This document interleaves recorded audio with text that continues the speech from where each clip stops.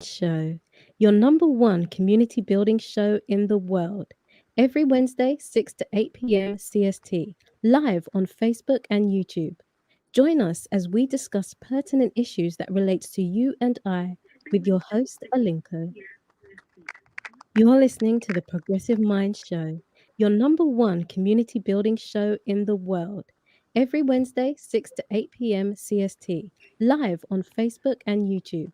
Join us as we discuss pertinent issues that relates to you and I with your host, Alinko.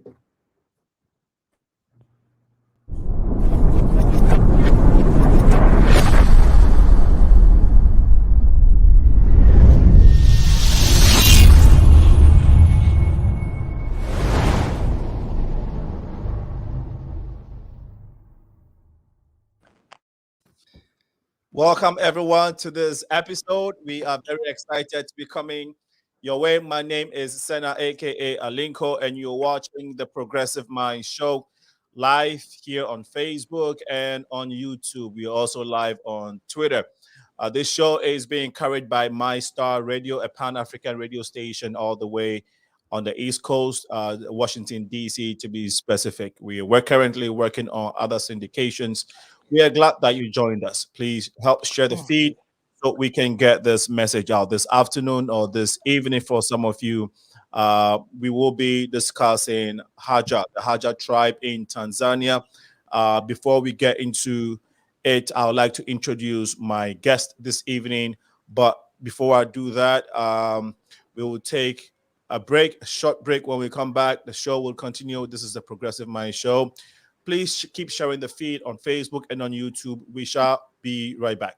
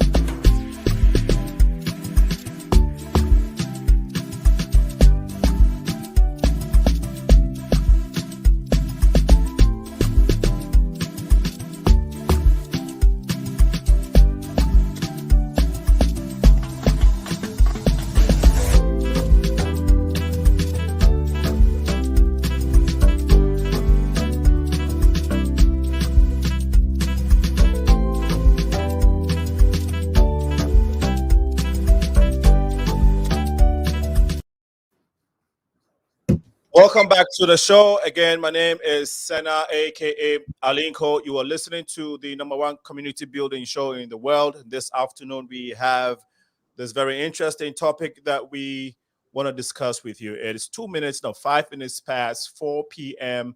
Central, and we want to be going straight to our guest. Please bear with me while we get the screen up here. Once again, lovely ones out there. This is the Progressive Mind Show, and a good evening. Hello to you all.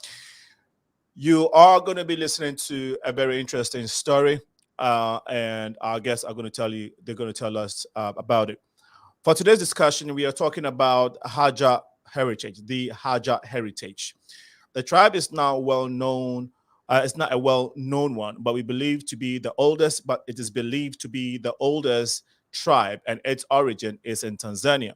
We hope that by the end of the show, end of this conversation, we will be knowing a little bit more about this tribe. Our guests today are in the presence of SHANI MSAFIRI, who is in Tanzania currently. We are also joined by KONRAD Waller and Daniel Moore.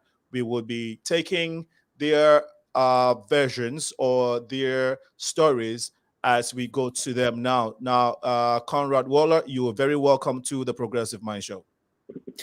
Thank you so much. Yeah, it's so great to be here. Honestly, I can't thank you enough for giving us the opportunity to share this story and just, start informing the world about the Hadza tribe and how incredible the Hadzabe are. Yeah. Thank you. And Daniel Moore, you're welcome. Thank you very much for having us on. Honestly, just to echo what KONRAD said, this is something very much in the genesis of what we're trying to do. But the Hadza is something that has existed here for a long time, and we just love to share their story and what we hope to do with them and the future, whatever it may hold. Great, excellent. And we do have yes, let me see if we can get SHANI. Can you hear us? Yeah, I hear you very well. Thank you very much to have us in this show. This is incredible. We really appreciate that. Awesome. We're really happy to share a lot of lovely stories about this. Yes, we are excited about it. By the time we're through with you guys, the world should know a bit more about the Hadza tribe, the significance of it, and why you guys are doing what you're doing. I just want to say that kudos to the initiative so far in the first place. And KONRAD, when we first spoke, you told me how incredible your story had been as a young man, right? How you leaped from, would I say, elementary school to high school. Looks like your career was kind of catapulted. It seemed like you're one of the extremely smart guys, among the lot. So tell us about it. Sure, definitely. And so the way that I ended up going out to Africa earlier this year was actually based on I had this dream. I woke up last October on a Sunday, and I had this dream, and the dream told me that I had to go to Africa to climb Kilimanjaro, and I didn't quite know why, but I just knew that I had to go. So I booked a ticket, hopped on a plane, and went out there, and that's where the story kind of starts about my trip in Africa. But it seemed like everything leading up to that point, to meeting Daniel after climbing Kilimanjaro, who was the person who actually inspired me to travel to the Hadzabe tribe, everything just had fallen into place so perfectly that it was like the universe was guiding me towards this region and to this group of people who I'm now working with Daniel and SHANI and so many others on assisting in the protection of. I think that in terms of getting to the Hadza tribe, it really starts with Daniel. Daniel was the one who initially heard about them and learned about them, and Thank you. Thank you. And Daniel, you also want to tell us, KONRAD, thanks for sharing. What I also wanted to get before we go to Daniel is your background. I don't know if you're an economist or if you went to school to study history or any of this, right? But again, you and I shared, you told me a little bit about your background, your educational background. And I think that was very interesting and fascinating. And so I want you to share with our audience who KONRAD Waller is, aside the fact that you met Daniel and you were on this mission. Gotcha. Okay. Yeah, definitely. So in high school, I wasn't the most involved in school, I guess, to say lightly. I never really enjoyed going to school other than the fact that my friends were there, but I always enjoyed learning. I studied political science after I graduated, and I was in a program where I got my bachelor's degree in 7 months from beginning to end. It was about 56 credit hours a semester for 2 semesters. And just before that, I had been in the music industry and the entertainment industry, the film industry, just networking, making connections. I met quite a few political advisors and officials in the city of Chicago. And through those connections, I gained a very good understanding of how to network, how to meet people, and in terms of like being diplomatic in a way. You know, when you meet so many different people, you have to be a little bit of a chameleon, so to say, and kind of understand their perspective, which I think is a very crucial part of what Daniel and I are doing, is trying to share this perspective that is so different than the norm here in, you know, Western culture, and get people to understand how important it is. And, you know, from there, it was really all about just learning as much as I could about the world, learning about culture, learning about the way that people live their lives and why they live their lives that way. And I'd say that that's me, right? That's me in an everyday setting. No, very, very powerful. I'll come back to you, but Daniel, a little bit about your background, again, educational wise, business, all of that, if you want to share. Family. Again, we would like to get to know who Daniel Moore is, right? Because your project is very, very significant. But who are you before the project? Before the project, I was just a regular university student studying in London. Philosophy was always what I studied as my undergrad. I was very concerned with ethics in general, and particularly small population ethics, which is maybe why the Hadza appealed to me a lot. So I graduated from uni last summer, and then I went for a walk with a friend who told me about Tanzania and just how friendly the people were there, and just how lovely the scenery is, and just all the things you can see. And incidentally, at the same time, I heard a podcast about a tribe in Tanzania. I didn't know they were there at the time, but I just heard about this hunter-gatherer tribe called the Hadza. And I looked more and more into them. I thought, well, I have tickets to Tanzania. It'd be a real shame if I got there and didn't actually get to experience this culture firsthand, something that was unlike anything you experience in Europe or in the West. It's just,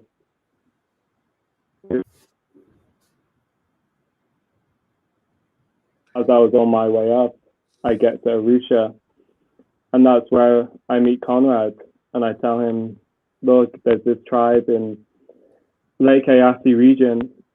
They're hunter-gatherers. It's a very remote part where they are. It's a very tough road to get there. And KONRAD, as soon as he heard about them, he was like, yeah, I'm coming with you.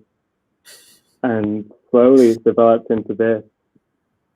Wow, thank you. And so you are currently in the UK, because if you say you school there, it could also mean that, yes, that's where you had your education, but you relocated to the States. KONRAD is here, so it just makes sense. But just clarify that for us. Are you currently in the UK? Yeah, I'm currently in the UK. I hope to get into the States in a couple of months so I can work with KONRAD a lot more closely and put on any fundraisers or events together. So can I assume that you were a Chelsea football fan? No, I'm a Leeds United fan. No, you know why I said that, right? Because I'm a Chelsea fan, so I'm just assuming that everybody else is a Chelsea fan. Yeah, not all of us. I assume you're happy with the Packers win today as well. Well, no, heck no. I'm in Chicago, so Chicago all day. Chicago Bears all day. It was heartbreaking. Yeah, that was a disappointing game. Yeah, I know. Right? Conrad, did you watch it? Yeah, I did. That pick was just it was just so disappointing. Yeah, the refs were not on point today. They were calling all of the wrong calls, not calling all the right calls. It was terrible, just terrible. Okay. Yeah. So viewers, when guys meet, typically, we can turn the show into a soccer or a football, a sports show, right? Easily. So no, thanks for sharing. So you are not a supporter of any Premier League team at all, Daniel? United. We can hear you loudly. United. For some reason, your volume just dipped. I don't know why. But you were talking. You said Manchester United. Okay. All right. Again. I think you got to talk to the speaker. Yeah, I think so. Leeds United. Leeds United. Okay. Okay. Yes. If you can find a way of getting the mic in that position, that would. Yeah, I can hold it over here. All right. Okay. Hopefully you don't get tired and then drop it. But yeah, Shani, we haven't heard from you, Shani. Welcome to the show, Shani.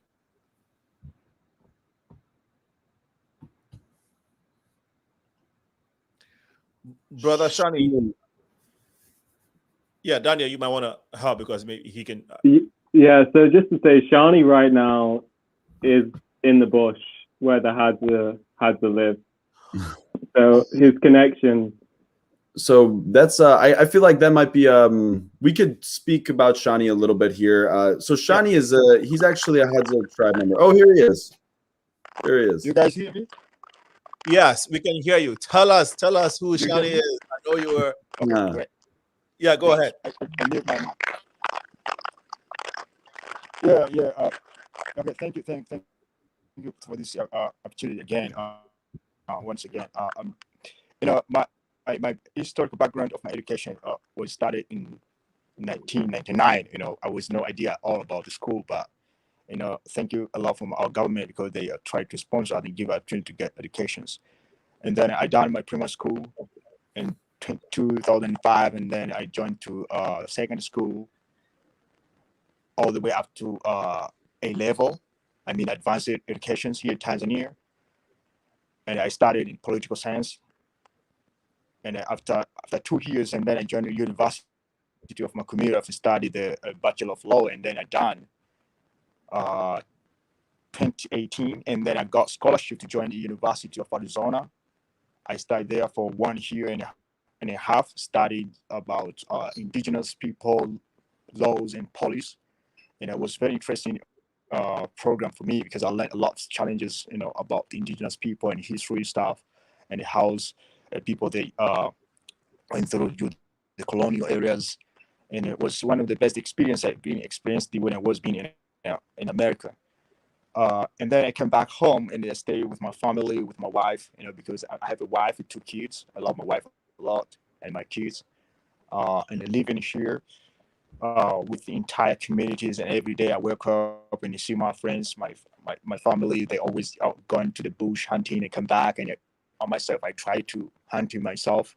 Although you know I've been living more than 20 years out of my communities because I always try to fetch in for educations and gain a lot of experience and try to explore about this world and learning a lot for skills, experiences, and also how the people outside there they're surviving, you know, to compare with our life here in the bush. So right now was a little bit challenge for me, but I really enjoy my life here with my people. You know, I eat a lot of meat and I eat a lot of fruits. You know, although sometimes it's like right now it's a little bit challenge, but you know, life goes. You know, when I see the young people always going hunting small animals like bird and birds and baboons, volvet. You know, for me, I really enjoy this kind of life. You know, it's kind of beautiful. You know, and also my education. Yeah. Can you tell us? Also, yes, we know there are so many tribes, there's so many indigenous tribes in this world.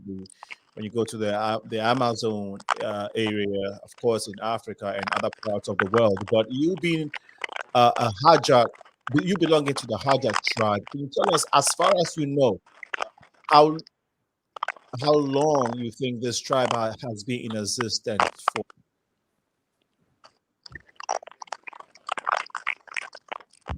I think that he can hear us, but go ahead. This community being. Yeah, do you guys hear me? Yes. Yes. Yeah, and this community have been here. Yeah. These people have been here for more than 400,000 years in these areas and living traditional life, and they've been here more than any other community who are living right now. The years and years up to right now, they still exist in this way, in this area, traditional way. So being a hunter and gatherers, like hundreds of people living in these areas, and they're doing a lot of stuff, hunting, foraging, and collecting fruits, and collecting tubers and honeys. It's been done for since years ago with our elders up to nowadays. Still these people, they are living in this way of life. Wow. Now, Shani, I know you are currently there, and viewers just want to, I think it's fair to let our viewers know the reason why Shani's screen is dark is because he's living in Hadza right now, and of course there's no light. They're living a very indigenous life, and if you heard him, and of course, pardon us for the audio. As we go along, Konrad and Daniel will elaborate a little bit more or reiterate some of the points he has made so that we can get every message clearly. But so you can bear with it, you can pardon us that his screen is that way because again of the environment, there's no light. But he's using an internet. He's using internet. So the interesting thing is, Shani, do people is the mobile phone a regular thing in Hadza? I mean, do people use cell phones, or you were the only one using it because of this program and because, of course, you had the opportunity to live outside and then came back and all of that? Can you tell us a little bit about that? Yeah, it's not every Hadza they own this phone like me, because I've been out of my community for years and studying. So when I come back here in the bush, I come with my phone, and it will be a big surprise for my community to see I have a phone. Although there are some few Hadza they have a phone too, but it's not like a smartphone like I have it right now, because sometimes here in the bush I use any computer, chatting with my friends, and also I try to reconnecting also with my colleagues and emailing people. And thank you God, because the place where I am, at least we have a full network, like a 4G network. I didn't believe when I came and found out about it, it's like wow. So I can be able to reconnect myself with my friends. This technology is not big enough for the Hadza people, because we're still living in a very traditional way of life. We are not yet exposing ourselves outside the world, and like any other Tanzanians. Although sometimes Hadza they go into the village finding anything else, but we are not having no idea about using all this stuff. Okay. But for me, I think it's easier. Thank you so much. We really appreciate it. So I'll come back to you. So Konrad, okay, let me go back. I think we're getting feedback from here, and I see why. So Konrad, you told us how you had a vision to just go and climb Mountain Kilimanjaro, and through all of that you met Konrad, and now you guys are on this mission. Are you a Christian? I believe that I have a very, I would say, a little bit of an obscure belief system. I believe that Jesus was a savior. I believe that he was a savior. I believe that he was a savior for the world in the way that he represents an opportunity, and he represents something that everybody can achieve, in the sense that we are all made in God's creation, or whichever Allah or whichever God you choose to believe in, we are all made in their image, right? His or her or its image. And through that, I believe that we all have the ability to achieve greatness through that entity, because we exist within that entity, and that entity exists around us. So to say that I am a traditional Christian, no. However, I do believe that Jesus is my savior. And through that, I believe that when I die, I will go to the Christian ideology of heaven. Okay. Okay. Thanks for giving us that background. Again, because of how you narrated your story, and I appreciate that. So tell us how this whole thing transitioned from when you met Daniel and how things are falling in place now. You want to narrate that? You and Daniel can take it from you. I don't know if you want to go first. Sure. Well, so after we went to the tribe, there was this sense of, just a little bit of a sense of awe. Living with the Hadza was something that I never thought I would experience. I didn't even think that a group of people still lived this traditional hunter-gatherer lifestyle. It was absolutely mind-opening, and seeing the similarities between this group of people who live such a different lifestyle compared to, going into the city of Chicago. And it sounds a little bit rudimentary, but seeing that they still have the same types of jokes, and they interact with each other the same way. It was really eye-opening. But on the other side of things, we started to see and hear about the struggles and the challenges that they were facing. The agriculturalists that had moved and pastoralists that had moved in and were essentially taking their land and stealing their land, or the land was being falsely given away by the local government authorities and sold off or something of the other sort. And we started talking about, well, we should do a documentary and people need to know about this. When you look up Hadzabe online, there's very little information unless you really dig in and you start reading about dissertations that people have written or case studies about the microbiome that lives in their stomach, very, very specific things. There's very little information. And we decided Daniel had the idea of, hey, let's do a documentary, and I'll kind of let him take it from there. Yeah. And if you can, Daniel, if you can expand a little bit on what was the name again?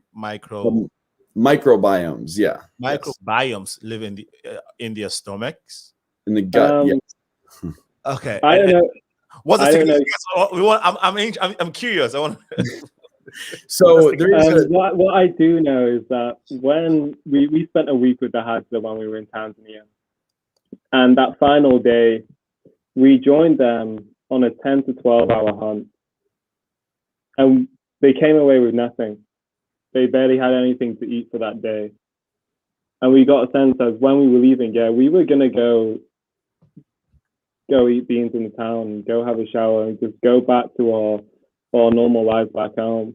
But we knew what we had experienced for this past week, and it was transformative for all of us.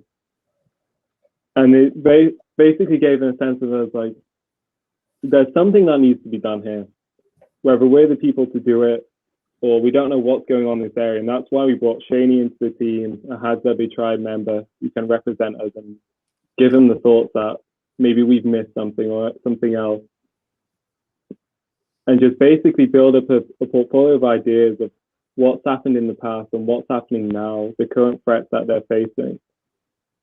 And just basically see what's needed in this area, because it seems completely ignored. The microbiome point is more about the biology. And if you're living on a meat diet in which you hunt every day, your microbiome, your gut is so adjusted to these kind of foods. If we spent a week on the Hadza diet, we wouldn't be would be in a very different shape as to how the Hadza deal with it.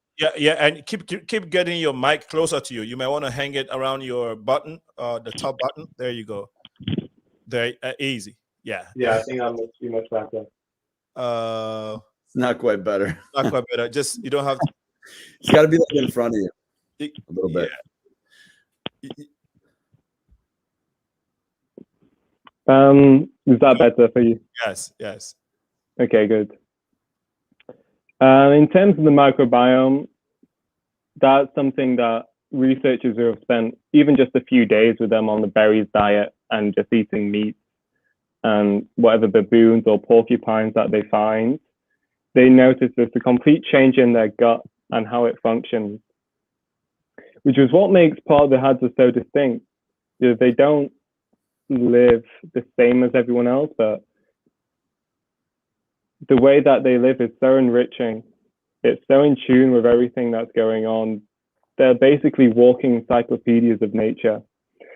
They know what every plant does, what every animal serves its purpose, what you should touch, what you should not touch. I mean, it's a way of life which is unfortunately dying out, and we've lost our complete touch with this over here. People think they get sick for a day and they think, well, what's the fastest way? What can I pick off the shelf to sort this? These people, they're there for 100,000 years. As SHANI says, 400,000 years. They know everything, you know, they don't need anything more. All we're trying to do in this area is keep their way as it is.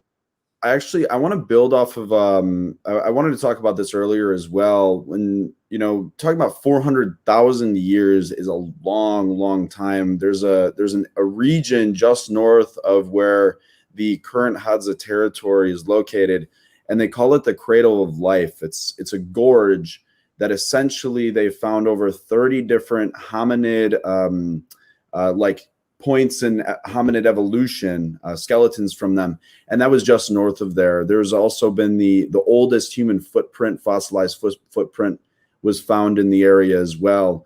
And it's up for speculation whether or not the San people is the oldest tribe or if the Hadza are, but this region is where they speculate human beings came to be, you know, I mean, that where human beings started being human beings.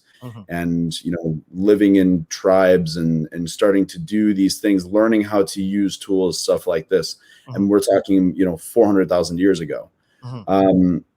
But because the Hadza are so secluded in a way, and they've been there for so long, you know, even going further deeper into the DNA, they have a very specific DNA sequence that is not found anywhere else in the world. The reason that I brought up the microbiomes earlier was kind of to show that the research that's being done is very specific, and it's not for common knowledge. You know, I mean, some of these papers are very complex, they're very intricate. And our mission here is really to raise awareness about this group of people, because their way of life is being threatened. Yeah. And they are dying off, and their land is being given away. And it's not because their lifestyle is no longer sustainable, right? I mean, it's arguably the most sustainable lifestyle on the planet. They were actually awarded the Equator Prize in 2019 for being for having a negative carbon footprint. You know, they wake up every day, they go into the bush, and they take only what they need and nothing more. And that's why they've been able to live in this area for so long and living with nature instead of against it. You know, thank you so much for sharing. Really appreciate that info you guys have shared so far. SHANI, can you tell us the reaction of the Hadza people to that someone like KONRAD and Daniel come in to do what they're doing in that tribe? How has the reaction been so far? Or let me say, what was the initial reaction to this mission that KONRAD and Daniel are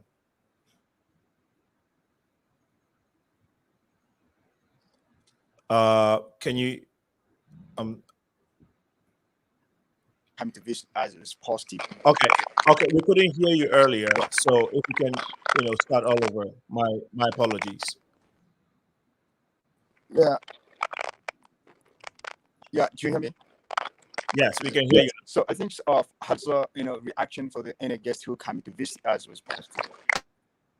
Yeah, I think reaction for us is great for everybody. You know, we appreciate the people to come to visit us and having share a lot of experiences, you know, from where they came from and what we have here in the bush. And Hadza people is a very peaceful communities and very lovely people. and they love to see the people from outside coming to visit them, because for so long they're living like like orphanage within their territories. But now when you see there are new faces coming to share with them some other experience, was very wonderful for our and very incredible. Okay. So Okay. That's understood. Go ahead. I'm sorry. Go ahead. You said so. Please go ahead. yeah, so people like Daniel and also Corey coming over here and meet with the Hadza. I'm sure the reaction of my people when they came to visit them the first time was really great, because they know themselves they're very peaceful communities to compare with others. Okay. What's the main challenge of the Hadza people right now, if there's any? That what's the pardon? Is there any challenge of the Hadza people as we speak? I Yeah, mean, from what I've been said so far, looks like they're peaceful people who have, who are content with living with nature and all of that. Is there any? Conrad mentioned how their land is being encroached and all of that, but yeah, I got you. I got you. There's a lot of challenges we've been facing through. Especially because right now there is, first of all, one of the biggest issues, which I think the world they know is all about climatic change. Because and the people, because the land become very tiny, and the people started to looking for survivorship, so they are coming within our territories and take over our land. And that most of us we are illiterate. We have no idea about these rules and the procedures how to follow in order to gain the land. And the land of Tanzania, it belongs to the government. It's not belongs to a single person. And according to our traditions and what we believe from the nature, that land is not to belong to anyone's. Land is to belong to God. So when we see others people coming within our land and take over everything within our territories, and they are pushing us to the place where there is no any exposure for which we as our land it has, it become a very challenges a lot. And also climatic change contribute a lot, because like animals, keepers, pastoralists, people come in with their cattle within the land, because the land of the Hadza it rich with the natural vegetations, and also they rich with a lot of potential stuff like fertility land. So agricultural people, business people, they take off over there. And the government that doesn't care about there is the people who exist in that land. They just give them that land, and because they say the government what they need is to get the taxi within the land. So the Hadza people don't have anything to use that land to produce or to earn anything economical in our country. So we just the people who are living, and we depending nature, we depend environment, and yeah, and also we control the environment. But right now, I'm telling you, the environment control us back, so we can no longer anymore control the environment. So it's really challenging, because there's no more animals. Although we got a little bit dig like antelope, like a deer, but still it takes us miles and miles, and meant to go over kilometers, looking for animals. Sometimes they come back in a camp without anything.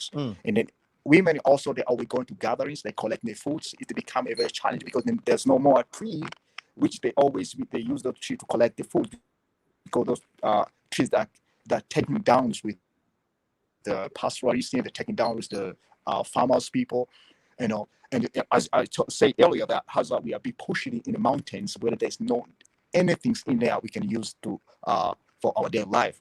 So I think there's a lot of challenges, especially happening right now for this community. Also, the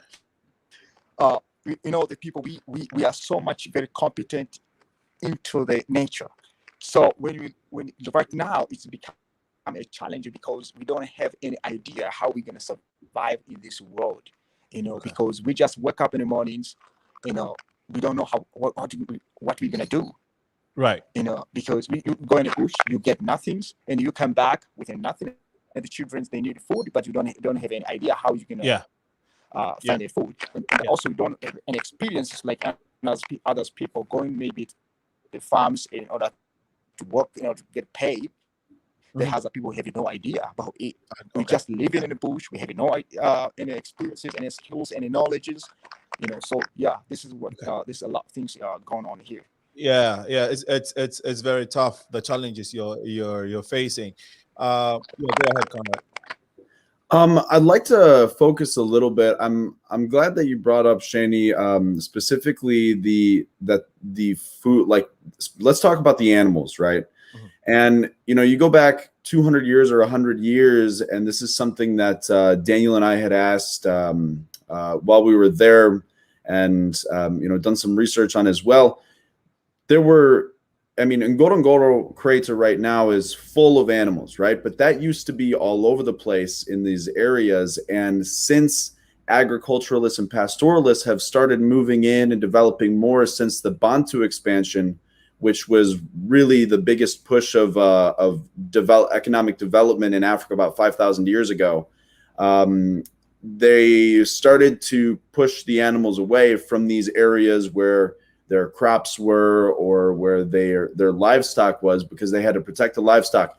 So when you have an area that has gone from the size of a small state in the United States down to a 1/20th or 1/30th of that size, and now it's surrounded by farmland and pastoralists who are scaring all of the animals away, you have a group of people who their food source has been pushed, like Shani was saying, kilometers away.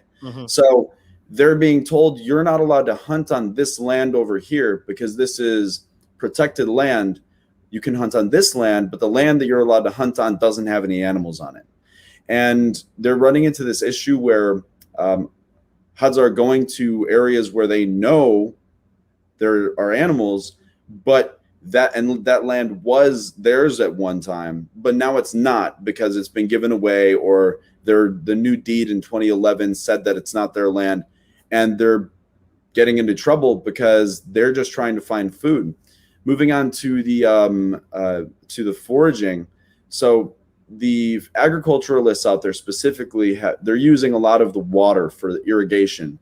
And the way that they're irrigating their farmland, specifically red onions, is destroying the root systems. It's destroying the topsoil, and it's basically using up a lot of the water in these natural springs and these natural wells that are there, which is in turn, killing off trees and the whole ecosystem is becoming unbalanced to a certain extent because of the agriculturalism that's moved in.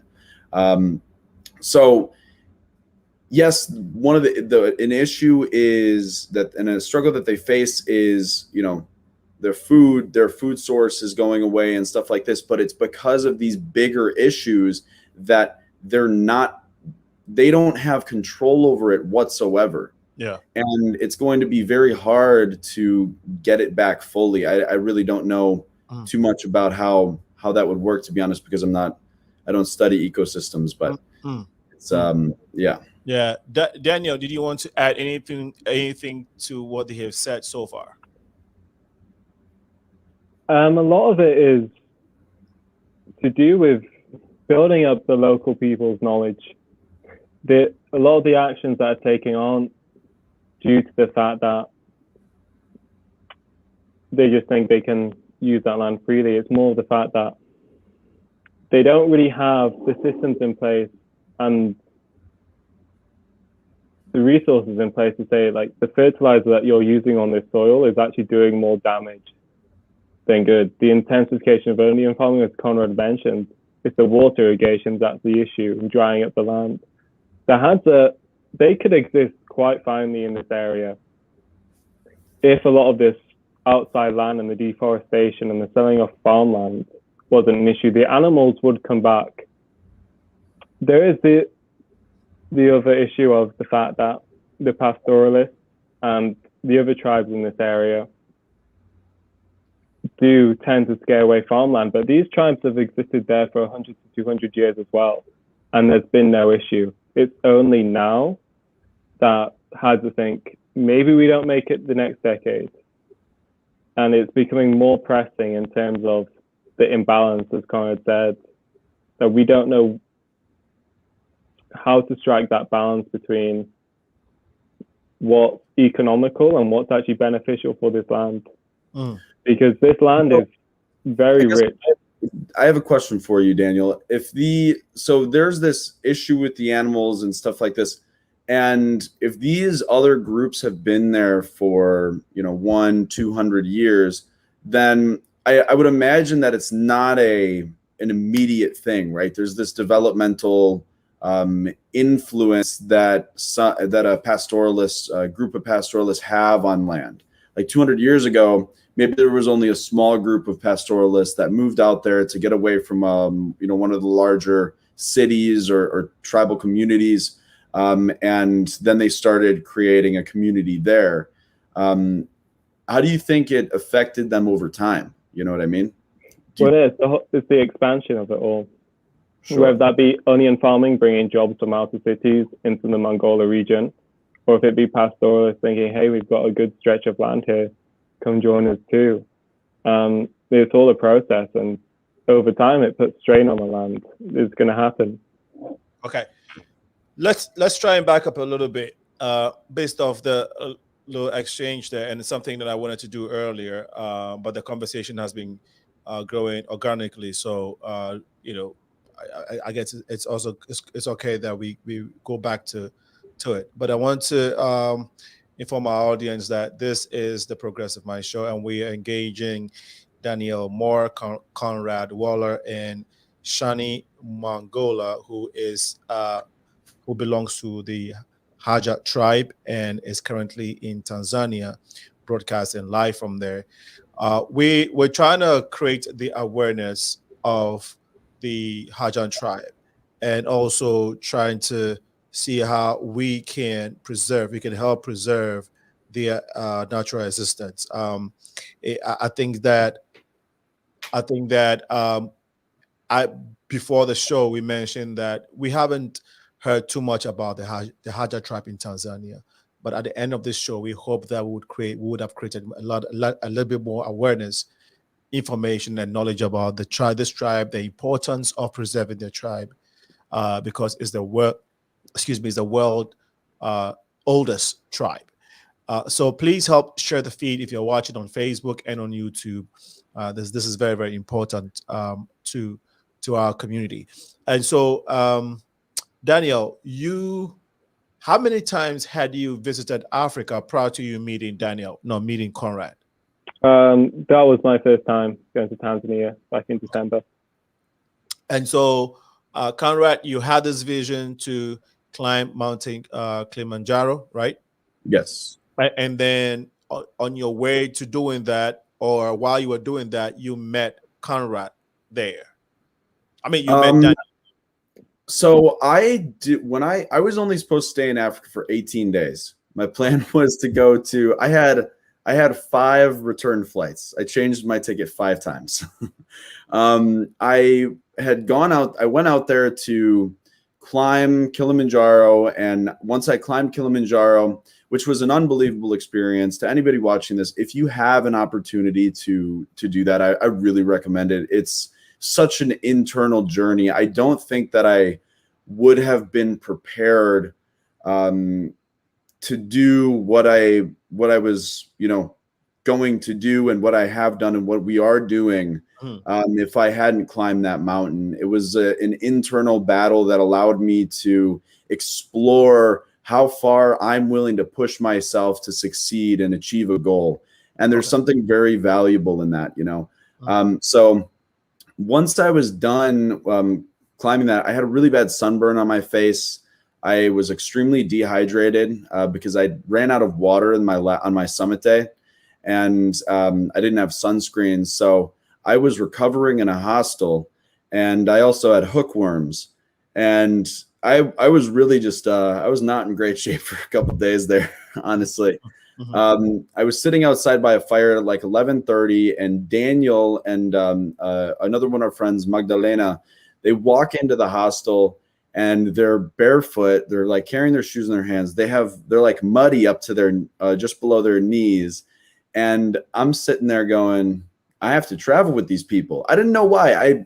This trip really allowed me to tune into the messages that the world and the universe were presenting in front of me. You know, listening to your intuition, listening to your gut feelings, and just knowing if you follow the signs, if you look for the signs and follow them, that they're going to take you in the right direction, you know. And that's the reason that I got to Africa, and I was like, I just got to continue to follow that. And then, you know, I met them, and they had told me this crazy story about a train and a boat, and Daniel might tell you a little bit about that. But I just knew I had to travel with them for some reason, and it's just developed into this incredible thing now. Okay, so Daniel, you were already in Tanzania doing your thing with your friends. So I heard just about how beautiful Zanzibar was and all the kite surfing, and it just seemed like the paradise to be in, especially in December last year when the UK was not a very fun place to be.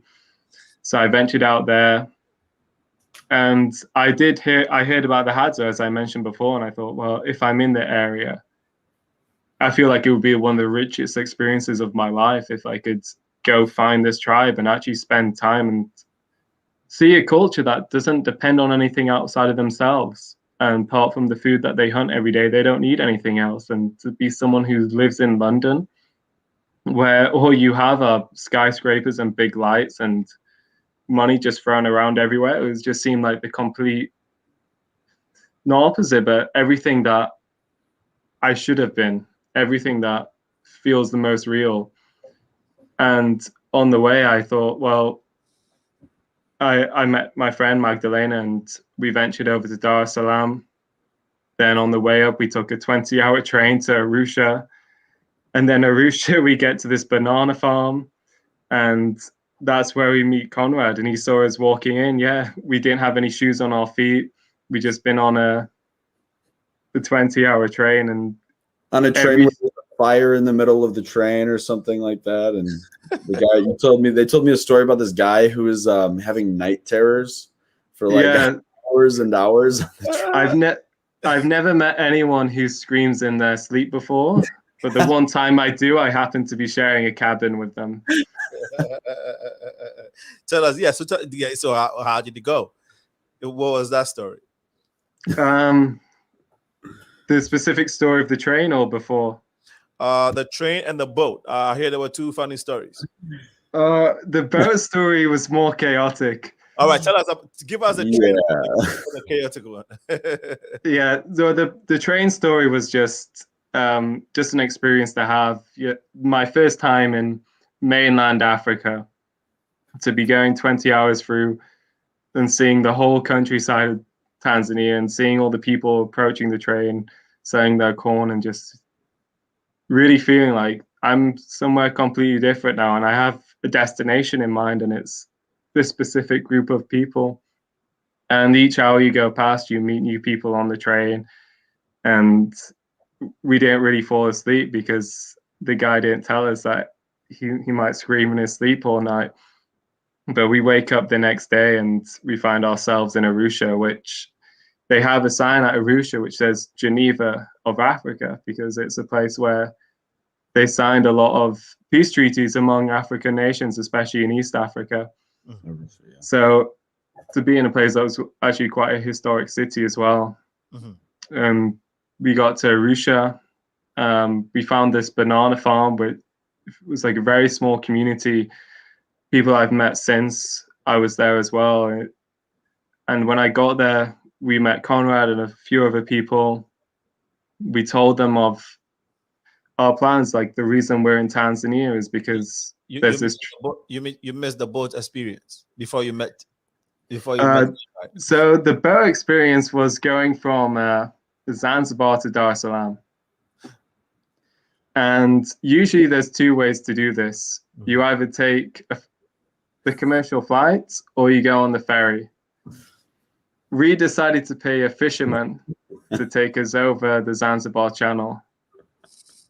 And fair to say, what a 2-hour ferry turned into a 10-hour boat ride, in which there was a lot of instances along that journey in which I didn't think I'd make it, to be honest. I've never been more seasick in my life. But we made it, and I got to see Dar es Salaam, which not many people see the side of Dar es Salaam that I saw. I know there were many incidents. So a 10-hour boat ride can have a lot of stories in there. Tell us one, just one incident where you felt like, okay, I'm not. So I was with a guy who told us he was a tomato importer.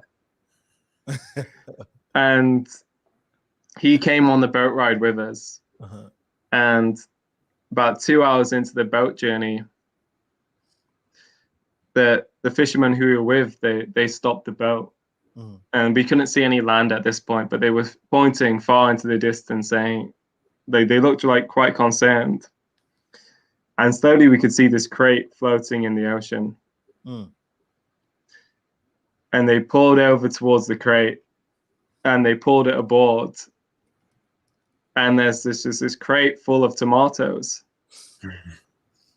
And then we keep going further and further, and we're surrounded by tons and tons of crates of tomatoes just in the Zanzibar channel after this guy the day before told us he was a tomato importer. So it's at this point we've kind of felt like we're on a special journey, maybe protected by something that's kind of guiding us along this way. It felt like the place I was supposed to be. Mm. That's what that boat journey made me feel like. Mm. Wow. No, thanks for sharing. It's 3 minutes to 5 p.m. We'll take a short break. When we come back, the conversation regarding the Hadza tribe would continue. KONRAD Waller with KONRAD Waller, Daniel Moore, and SHANI Mangola. SHANI, before we take this break, I know we haven't got into you in a bit. Anything that you wanted to share, any comment you wanted to contribute to what has been said so far before we go on the short break?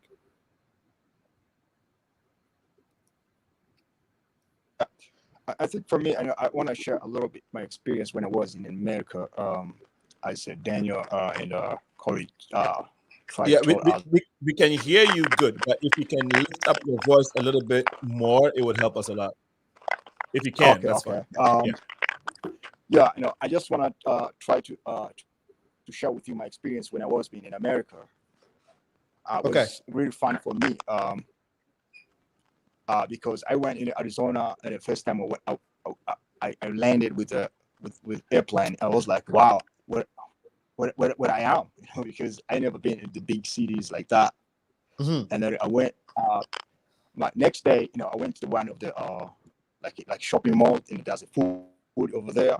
I wasn't thought maybe food is same like here, So I went in a hot restaurant and I ordered the food, and they put a lot for, and the food taste was like sweet. They put sugar, honey, and I was, what kind of food it is? Like, and I was eat a little bit, and then I went back to my hostel. I said, I'm going to die here. And when you look at America, tradition of America is completely different because the people that are so busy. They don't they don't want to talk with anyone. Like every people mind their business. And I was a captain of the tribe where we are social. Even in my country here, the people that are so social, every people are sharing some ideas. You don't know somebody, but you can talk with that person. But when I was over there, I was suffered for more than 2 months. I was like, oh my God, I'm dying. Food for me is becoming problems. And also I didn't interact a lot with people because most of the people that are busy. I tried to speak with some of the people. I was wondering why the people are so busy here. Why there are people that don't want to share anything? Why they are fear? And this is how the world it is look like right now. People they try to mind their business, but but when you compare that life with my life of my people here in Tanzania, like Hadza, I feel like the Hadza people, they're living a life which is, I think, the most of the people in the world they must learn from them. Because in America, you meet a lot of people, they have a stress. Sometimes people, they hang themselves and they kill themselves because they don't have somebody to comfort them. They don't speak with anybody else because you live with your neighbor, but you cannot talk with your neighbor. And I was like, I cannot live here. I'm going to die. I'm going to die. I need to go back home. So because nobody's gonna help me here when you're broke. So I was like, I need to go back home. So yeah, this is the thing. So I always try to share with you guys Wow. experience being American. Powerful. Yeah, that sounds similar to my story, a little bit similar when I first got here. I quickly noticed I don't know what the opposite of hospitality is, right? But I kind of found a lot of people not being hospitable in America when I got here. You know, I just kind of noticed that. And so I had to quickly call into my shells because you know, in Africa we're always laughing and saying hi to people and smiling at Oh my people. gosh, kind of crazy. But you don't get that in America. No, people are not ready to smile. People are busy. They're going about their jobs. You know, just paying attention to what they have. You could have someone have a coffee in their hand, and all they do is look at that coffee, and they're looking straight ahead. And it doesn't matter even if you're if you're in their face, they'll avoid you and then look the other way, and then make a way around you, and then they keep going. So I can relate to that story that you just shared. Thank you so much for sharing, guys. We will take a break as I stated. When we come back, we will continue with the conversation. And I know Hadza, your location is not enabling your output the way we want it, but if you can, I don't know if you can do something with the volume. Maybe you can turn on the volume on your device, the device you're using to broadcast. If you can turn it all the way up, it could help. Not so bad, but it could be better if you try. If it helps, it's fine. If not, we'll flow with it. We shall be right back. Welcome. Chris Toffee Financial Company is ready and available either group or one-on-one basis to help you understand different investment opportunities in America that you can invest in with any amount. The right college account for your children to withdraw money. We can help you to get appropriate life insurance that you can withdraw money or take loan. And if you're in the process of buying or refinancing a vehicle or a house, we can help by building up your credit score. We also repair credit by permanently removing negative items such as medical bills, collections, late payments, foreclosure, bankruptcy, inquiries. We also help all businesses to get business loans and credit by building their business credit. If you need any of our services, please feel free to contact us at 512-999-6724 or chris@christoffee.com or visit www.christoffee.com. Thank you. There is a cry. Aglo, Aglo, Aglo. Aglo Bolingbrook Lighthouse is a network of caring women. We are a dynamic global movement with a single mission to see God's purpose fulfilled on earth as it is in heaven. Our mandate is every nation touched and every heart changed for God. We invite you to our prayer meeting every Saturday and breakfast meeting held every last Saturday of the month from 8 a.m. to 9 a.m. via Zoom meeting. For more information, please contact Dickness Rebecca Modi at 630-297-1471 or Reverend George Ofe Ado, our advisor, at 630-414-9505. We look forward to having a refreshing time with you in the Lord. Thank you and stay blessed. A cry in my heart.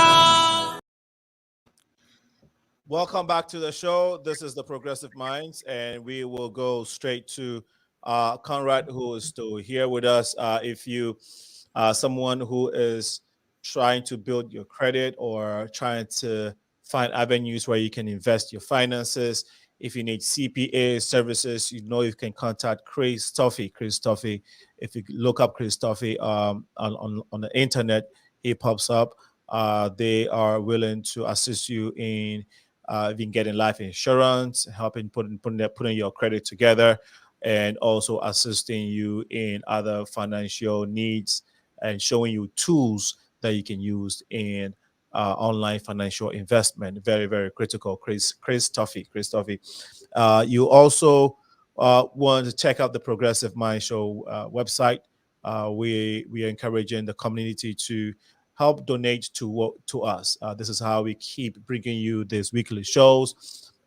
We use it for our sustenance and basically taking care of our overhead.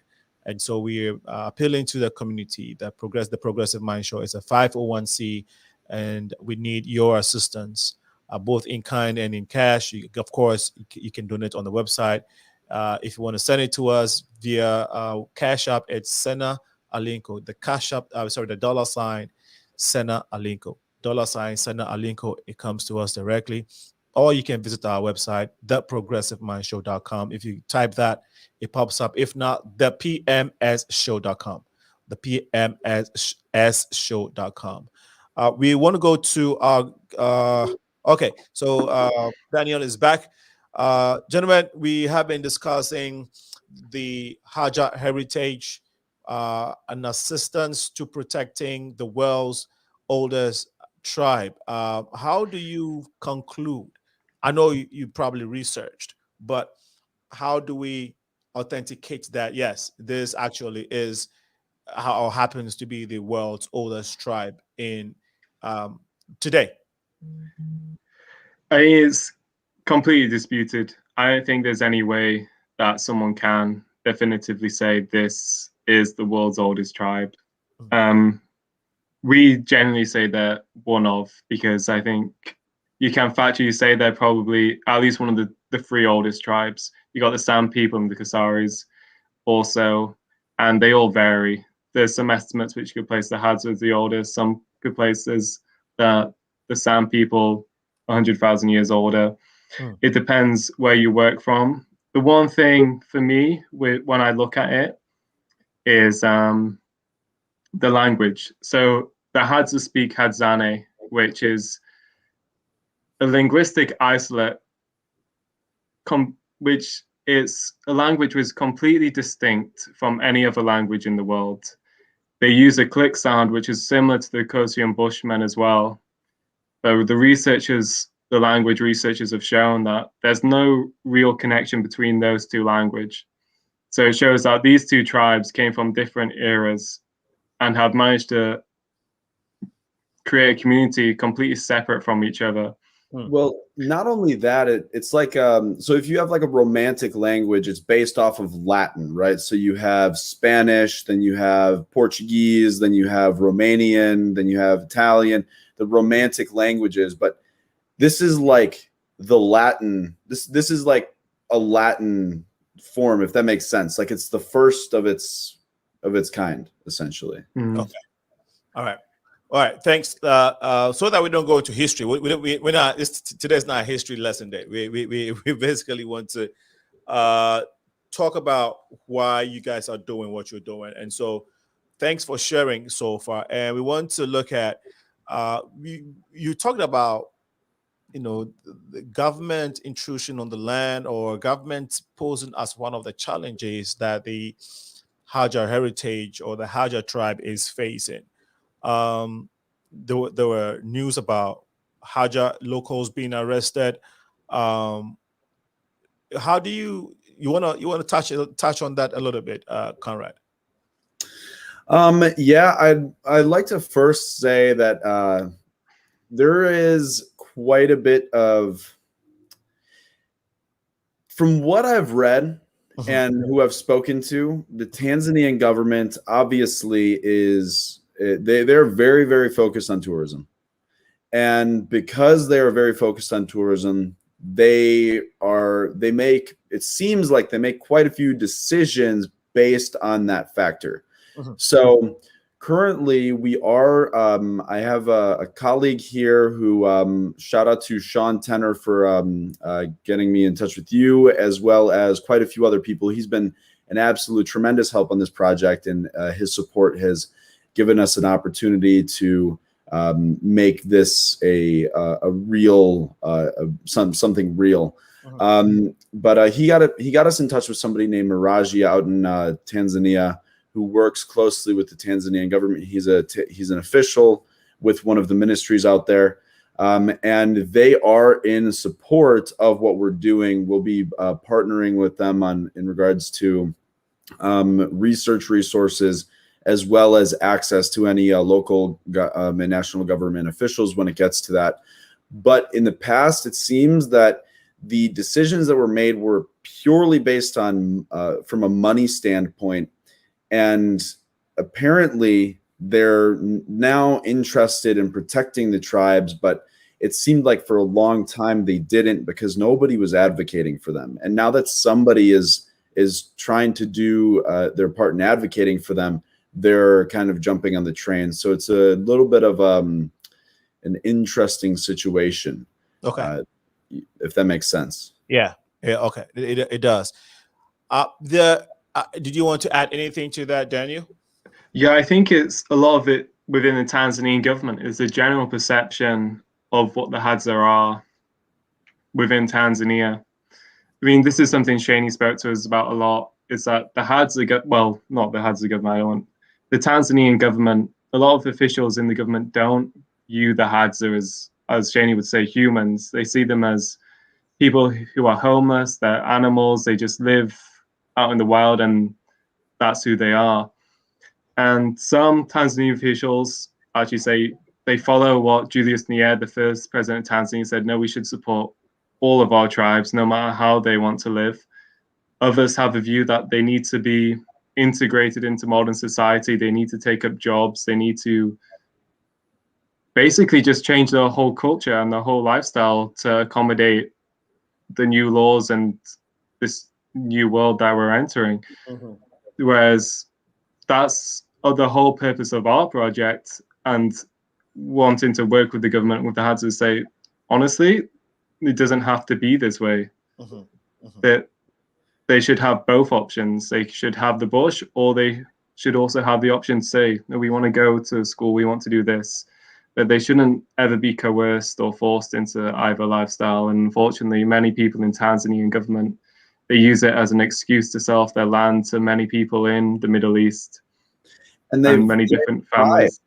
You know, they've tried to force the kids to go to school. They've built you know, small villages and tried to teach the Hadza how to, you know, raise cattle and goats, and every time they just run back to the bush. They don't want to. It's not something that they are interested in doing. And for the government to say, well, they have to do this, but the tribe will never do it, then they are basically saying that the tribe shouldn't exist anymore, right? And it's, I mean, the only other option would be to take their land away and force them to do this thing that right. It's, yeah. Right. Again, thanks for sharing. Somebody's watching us, you know, watching or listening to us, and they're wondering, and I believe that, you know, it's a global village where one people created by God to coexist, but we have our heritages, we have our original geographical locations, traditions, norms are different for everyone. And we all travel, you know, we go out to other parts of the world for one reason or the other. KONRAD and Daniel finds themselves in Africa, which is not your natural, or I would say your natural, your origin of your geographical location. Or well, it's everybody's origin, but I know what you're saying. Yeah, exactly right. So again, true, good, you know. But again, my point is, somebody's watching, and and so they're asking their head, why would you, the two of you, be in Africa trying to help an indigent or a very entrenched or enriched culture or tribe in the African continent in the manner that you are doing now? And I want to start with Daniel. Yeah, I'm glad you asked, because a lot of the response that you'll get, especially from people in the government, is skepticism. You know, why are two Westerners coming over here taking an interest in this land of all of a sudden? In a sense, what is their interest? Yeah. For us, it comes from the fact that I see the Hadza way of life as built into our DNA. The hunter-gatherer lifestyle is essentially our history. I come from a perspective of saying this is how humans, this is basically the last vestige of humanity, the last thing that our oldest ancestors, all of us, our last connection to it is slowly on the verge of extinction. And that's what I want to protect. Okay. To me, it wouldn't matter whether it's in Africa, whether it's in Europe, or whether it's wherever it is. It doesn't matter to me. Thankfully, the people over in Tanzania who I've met so far have been really welcoming on this journey, and everyone who's taken interest on it, I couldn't be more thankful for everyone just bringing me in and saying, this is something that we really love that you're doing. So yeah, any question marks over that, like, I welcome it, because we're going to get faced with this as well along the way from people in the government and people saying, well, we've dealt with people coming over here in the past and their interests and their motivations haven't been pure. Is well documented many things that have gone in this region. And unfortunately, it's a shame, but it's something that we have to be aware of too. Absolutely. Thank you for sharing, Konrad. Yeah, I mean, I think Daniel really said that very well. He kind of like hit the nail right on the head. One thing I'd like to add is that we've really tried to stay away from the word help, because it's such I feel like a certain connotation comes with that. We're not interested in going and changing a bunch of stuff and helping them. It's more about assisting them in their own advocacy and empowering the local communities and empowering them and giving them the opportunity to advocate for themselves and have a role in that. And, you know, Daniel and I are by no means experts in indigenous tribes or lobbying governments or doing workshops with local communities. And we know that, and we accept that. And that's why we reach out to people and ask for assistance, because though we have the drive and the motivation, and we've both been called on this journey, that's exactly what it is we've been called to initiate this process and move it along as catalysts for a means to a better agreement that they have with their local communities and between them and the government. So it's I just want to stress that we're not help is such a it's just there's such a negative connotation that comes with it. So yeah, thank you for sharing. And I think it leads to the question I wanted to ask: why and what makes the Hadza tribe or the Hadza heritage so important to you? But I think you mentioned it. You said you have been called. You said both of you have been called. Daniel, do you believe that it's a calling for you as well? 100%. Okay. I know when we left Tanzania the first time, me and Konrad felt that something higher brought us together. And I don't want to say this in like an egotistical kind of sense, like, oh, I'm destined to do any of these things. It just feels like I didn't feel like I just landed in Tanzania by accident or just to see some animals or just to lay on a beach. It was very much something higher that I felt. And against all odds, in the midst of COVID and every country is shut down, and this, you know, it's everything just like fell into place so well in a way. It was like, you know. Yeah, all this started in 2020, last year. Yeah. Okay. And quickly, from your observation, how was COVID affecting the people in that area? I didn't see any sickness or any illness. We actually tried to walk through the country. And one of the moments that stuck with me was I was in a very small village in Tanzania, and he saw me as a foreigner, and he said to me, you know, God has blessed us. There's no sickness here. People will tell me there is no sickness here, and I couldn't feel it. So I don't know how it really was, but from what I gathered from the people and what they told me and what I experienced, I saw no sickness. And people were just living their lives. They were in tune with nature and with God and everything else. Yeah, that's powerful. Yeah, you wanted to say something, Konrad? Yeah, I was gonna say nobody even talked about the sickness. Like, you know, it was. I feel like if there were people that were sick people would at least be talking about it, but it was, yeah, there was nothing mentioned. It literally didn't affect anything at all, honestly, except for flights and stuff. But Right. while in the country, Zanzibar was a little bit different, but while in the country over there, it was, yeah, it was quite freeing. Before, yeah, we'll get into a few things, but before we do that, you want to talk about, you mentioned some prizes that the tribe had won. You wanna touch on that, Conrad? Yeah, sure. So there is a prize called the Equator Prize. Okay. And it's awarded to countries within a certain region, close, like near to the equator, like in like the center of the world, basically, that have a negative carbon footprint. And in 2019, the Hadza tribe had the most negative carbon footprints on the planet, which means that they, did not release. They helped the environment. They helped the ozone and everything more than hurt it. By their way of life. By their way of life, right, right.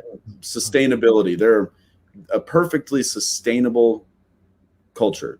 I mean, sure, they have their challenges in living in the bush with, the weather and animals. There are dangerous animals in Africa, but and they have malaria and some diseases, but for the most part, I mean, they live in a utopian-esque society. They're perfectly sustainable, and they will always be sustainable as long as external forces do not affect their way of life. Yeah, like Western culture, essentially. Yeah, absolutely. Did they ever share with you the experiences? Yes, they are. I mean, from the way they live close to nature, which is where, of course, there are wild animals and all of that. But did they share with you how they would deal with the wild animals? Did you ever hear stories of how did you hear stories about wild animals attacking them and maybe destroying their habitats? Were there any stories of that nature that they share with you? No, they have been such a part of the environment in this region in the Ayasi Basin that it seems like the animals fear them. Like they know that these are the Hadza, and you mean the wild animals? Is that I'm talking about the wild animals. There is a relationship that they share with all of the animals, all of the plants, with nature itself. There's a relationship, and they have a role in that relationship. And like on this baboon hunt that we went on, we had been tracking these baboon for maybe 3 or 4 hours at this point. And we saw somebody told us all to quiet down because they spotted a group of baboon, and we're watching, and this baboon literally pointed at us, and then the entire group of baboon just bolted. And apparently the scent of the Hadza, they have, they live in the bush. Their body odor is it is fairly pungent. The animals recognize the scent, and they understand that when they smell that, it means that a hunter is nearby. So I really didn't hear any stories about animals attacking them. Okay, right. And just to add to that point, after that moment, they actually took some of our clothes and dressed one of the Hadza up in Western clothes to trick the baboon into thinking that they weren't Hadza. And this had become, I guess, one of their hunting tactics when tourists are in the area. Wow. Share that again. So after the baboons got scared off on the Hadza, the Hadza came to us and they took one of our caps and a hoodie and put one of the Hadza in these clothes. So the other Hadza could basically sneak around the back of this baboon, scare them into this guy in apparent Western clothes, and then hopefully capture the baboon that way. Wow. But unfortunately, it didn't work for them. That is a tactic that's obviously worked in the past. Otherwise, yeah. And were you mentioned the probability of them getting sick because of course, mosquitoes and the desert way of life, did they also share with you, or did you observe people getting sick, not of COVID, of course, but sick of any other thing, say malaria? And did you observe how they were treating these ailments and diseases? If you did observe, you want to share? Well, they've migrated to an area of the Yassi Basin in which there aren't many mosquitoes. I think they go up to much higher ground where isn't there much of that basically sitting water. Okay. And what I do understand is they do just use natural remedies. They said that maybe 3 Hadza a year get sick in their particular group. So they live in groups of 15 to 30. Okay. And that group we were with, there was probably 20 of them. And they said 3 of them a year will get sick from malaria. And they tend to just treat it with the herbs that have grown around them. Unfortunately, reading through journals every year, you do find that a lot of children do tend to die quite young in this area. Yep. There are many sicknesses that do strike them down, but there doesn't seem to be any real infectious diseases in that sense that tend to be threatening them. I know the AIDS pandemic. Oh, go on. Yeah, one of the things is the AIDS pandemic is tourism especially, and just the more they get basically integrated the wider community, the more that becomes a threat for them, because they've not built up these kind of immune systems. We talked earlier about there's a dozen Hadza who got arrested because they were on Hadza land but had recently been sold to the UAE. When they got arrested, a few of them died in the prison because they weren't exposed to these illnesses from beforehand.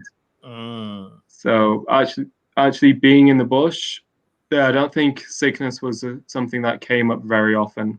It might be an issue for them a couple of times a year, but it didn't seem anything endemic at all. Right. Konrad, you were getting ready to say something. Yeah, there are a few tribes right there in the region. There's the Datoga, there's the Iraqi, there are Maasai in the region, and then the Hadza. And Daniel, I don't know if you went to the Datoga tribe or the Iraqi tribe, the metal workers. I don't know if did you come with me to them? I visited them. There was a little girl there, and she was the one person that I did see who was sick. I don't know what she was sick with, but she was sick, and it seemed like they were treating her with natural remedies as well. But I know the tour guide who has visited the Hadza that we were with at the time for basically his entire life. He told me that whenever he gets malaria, he uses the same stuff that the Hadza and the Datoga use and the Iraq use. So I imagine it's not too dissimilar amongst the tribes. I imagine knowledge probably that spreads quite easily over there. Well, if you think about it, one of the most dangerous things about malaria is the fever that comes with malaria, especially when you're in a region where, it's already 100 degrees. Bringing down a fever can be really challenging, but you have natural remedies like some aspirins and stuff that grow in the wild that are taken from roots that are able to, reduce fevers and reduce swelling and stuff like that. Yeah. I mean, when it comes to malaria, Africans have always had herbal local remedies to sickness, diseases, viruses. Even when they had to perform surgery, and so for sure, I know this Hadza tribe would have anecdotes or treatment to anything that may befall them health-wise. Just wanted to know what you observe, or what they share with you. So thank you for sharing. Did you, when you are there now, you're in the States, and we're going to go to what you guys are doing. Like I know you are assisting to preserving their heritage or protecting their heritage. What does that mean? But when you guys are in Tanzania with the tribe, do you live like them? Do you live with them, or you live in the city close, and then when you come to do your work and then go back to your hotels? Konrad, sorry. Oh, okay. Yeah, that's a great question. So the last time we were there, because of COVID, that was actually the one regulation that there was, is you weren't allowed to sleep with the tribes because of the pandemic that was going on. However, the next time we go, we'll be actually living with them for 21 days, and we'll have a film crew with us. We'll be doing a documentary about the tribe, and that documentary will be called Children of the Sun. The name comes from their belief system, which is that the sun made everything, but they don't have a religion. So it'll be called Children of the Sun, and it's going to be used to raise awareness about the tribe, and in a way that everybody can understand, in an interesting way that's not a 50-page abstract or dissertation. Why do you, Conrad? Sorry, Daniel. Why would you want to do a documentary? Is it just so you can showcase the world that these people exist here, or trying to raise funds to assist the I'll say the attempt in working with the government to preserving their heritage? What's the outcome of this documentary? I think outcome, sorry. Yeah, the main goal is to showcase their lifestyle. It's what the Hadza want as well. The reason they're so welcoming to tourists is because they're very proud of who they are, and they want to show it to as many people as possible. Before we even came up, well, me and Konrad had this documentary idea, but before I even mentioned it to SHANI, before he joined the project, he said, "Hey guys, if you want to do a documentary out here, like, we'd love to have you." And I thought, well, you just brought me on to the next topic. So the reason is because it's such a way of lifestyle that you can, as Conrad said, you can read it in papers, you can maybe hear snippets on podcasts here and there, but I don't think there's been real footage of showing what it is day to day for a prolonged way of how this life is, how beautiful it is, how connected they are, and just how enriching it is to be and feel this way. Awesome. When is this happening? We hope to go out in the new year. January to March is our aim. Okay. It's so there is we're currently waiting on our recognition from Illinois State to get our non-for-profit up and running. There was a little bit of legislation change where we had to change the way our articles of incorporation were written. So we're in process. That's about 3 weeks out now. But once that happens, then it's a matter of raising money. So when we do go out, that'll be the first part of the trip. And then the second part of the trip will be meeting with Miraji and SHANI and doing workshops with the local communities and empowering the local communities about how rich the culture of the Hadza are, and just sharing with them the information that they may not have heard before about who the Hadza are, and how important they are, and that they are real people. As crazy as that sounds, I can't even believe I have to say that, but that this group is a group of real individuals that are the same as them. They just have a different lifestyle. And then from there, our goal is to assist in the process of getting them on a tentative protected list on the Tanzanian government's on the Tanzanian government's list. And then from there, if we can petition and lobby UNESCO to get them recognized as a cultural heritage site, that's the end goal. If we can do that, then that will be it'll be a game changer. I mean, yeah. No, awesome. Interesting. What you're doing is, I don't want to say connected, but similar to what sorry, I'm getting a call while getting the call. If you want to ring into the show, it's 815-277-5047. Sorry, I was supposed to have given that out earlier. Anyone wants to contribute, ask a question, or just be part of the show, it's 815-277-5047. We're talking to Konrad Waller, Daniel Moore, and SHANI. We'll try and see if we can get SHANI back here. They are currently working to assist the Hadza Heritage in Tanzania. Basically trying to assist in preserving their way of life. And so This is why we're doing this. And I was going to say that, Konrad, I think you have a heart similar to Sean Tanner. He's an awesome brother, awesome guy who has been fighting slavery in Mauritania. His work out there is amazing. Really absolutely. And we're going to get him. He's going to be, I think his team is going to be on the show in 2 weeks to get an update on what's going on in Mauritania. Had it not been for him, I wouldn't have known that Mauritania is the stronghold of modern day slavery. And it's literally the last location where they have racial based slavery. And I think he told me they've been successful in freeing over 90,000 slaves now, which is just amazing. He's a tremendous brother. He's a tremendous brother. So guy, brother, but tremendous man who is changing our world, impacting our society. This is what Progressive Mind stands for. We want to promote this project. We want to stand for positivity, and we want to represent the voiceless. We want to acknowledge folks who are pushing things in our community, impacting our world, regardless of our diversity. And so feel free to share your stories. Contact us at theprogressivemindshow.com, our website.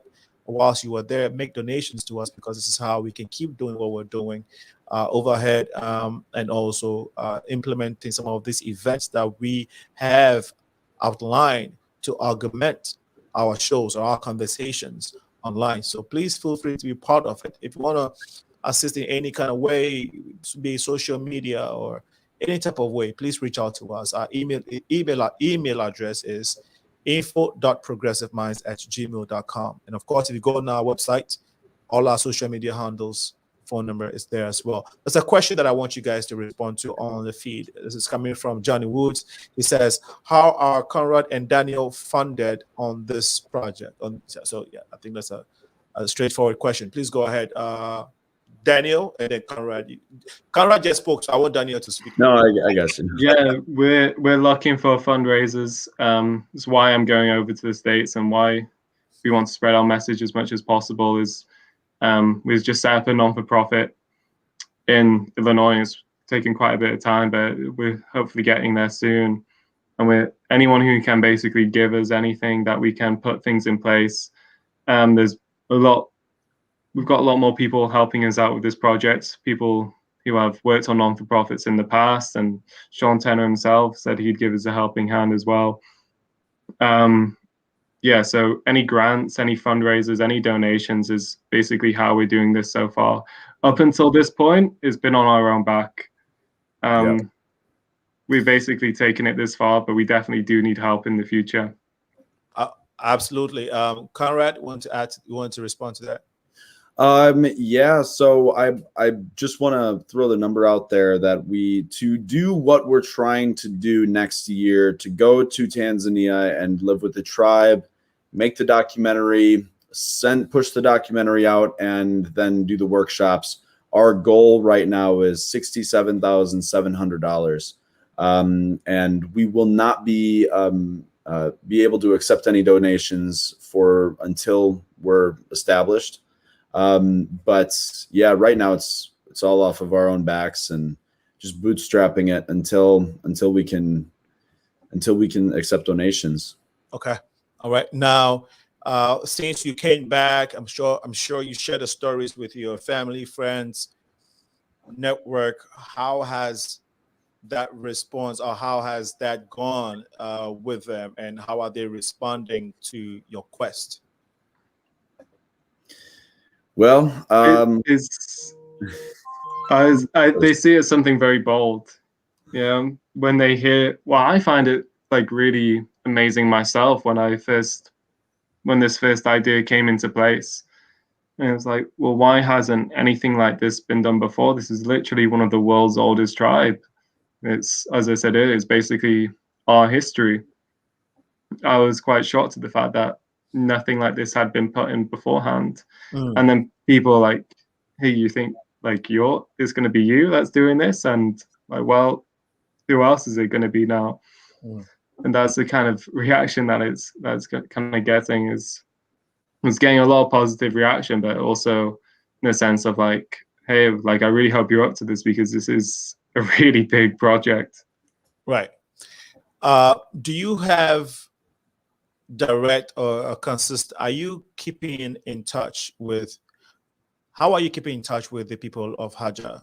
Is it through SHANI or through the local chief? Do you have other community members that you're working with, or you're only working with SHANI to get to the people for now? So it is SHANI at the moment. Last week he went out on a trip to different groups of the Hadza, just telling them about the project and getting their initial responses. SHANI, when we first came up with this idea, our initial thought was, well, we need a Hadza representative. We can't just do this, you know. We actually need to see this as something that they would get behind and something that they want. So SHANI is our main port of call. Hopefully when we get to Tanzania as well, we can find even more people. He's definitely put us and suggested other people that we can speak to as well, different Hadza representatives. So yeah. Do the people of do the Hadza tribe have a priest, a local leader, chief, anything of that? So no. The Hadza, their society is very much equal in the sense of there is no real leader in each group. If there ever is a leader, it's only due for maybe tourism purposes, or if a researcher comes, someone speaks as a spokesperson. But during their day-to-day activities, for the most part, they're very much equal, and they go about their ways knowing that their conduct is never really judged in there's one person judging me. It's a whole group setting. So that's how they go about it. Right. So you have a group of at least 15 to 20 members, and they all started in this this area, and there is no leader that you can go to before you connect with the people in the village. You just go, and once you get there, you can connect with anybody, not go through any protocol at all. Well, to get to go there, you have to get permission, right? You have to, the local region of the Ayasi Basin, they do have government officials there, and you do have to pay to go stay with them. And a portion of that money goes towards is for protection. And like if you have to, for any reason have to get medevaced out or something, it offers assistance with that. It also, a portion of that is supposed to go to the tribe as well. So in that regard, there is government regulation, but it's on the territory. It's not quite on the tribe. There's some research that's been done about human sociology and the way that humans interact with each other in terms of, like, if I remember correctly, and I believe it's 40 people in a group is when 30 to 40 people in a group is when human beings start appointing somebody as a leader. And you'll have to do a little bit of your own research on that, because I don't want to speak on something I'm not totally confident on, but they live in small groups, and because of that, it's an equal opportunity, equal responsibility culture. Oh, okay. That sounds very democratic to me. No king, no monarchy system where everybody has to follow a leader or listen to a dictator or a tyrant. I mean, you don't typically have that in settings like that. So, well, thank you guys for sharing so far. It is the Progressive Mind Show. I'm your host, Alinko. We've been listening to KONRAD Waller, Daniel Moore on the Hadza Heritage, assisting basically these people to protect their way of life. The Hadza Heritage is in Tanzania. They have shared their stories as to how they got there, why they're doing what they do. Part of it is it's God putting them on this path to see to it to do what they are doing. Another thing is also them realizing that they belong to the human race, and when they see something and they feel like there's a need, they would try to assist. They have been careful to say that They are not insisting, or their goal is not typically saying they want to protect, but they want to assist, see if the Hadza heritage or the Hadza tribe can be preserved in Africa, specifically Tanzania. We have had this conversation for some time now. It's about 15 minutes to 6 p.m.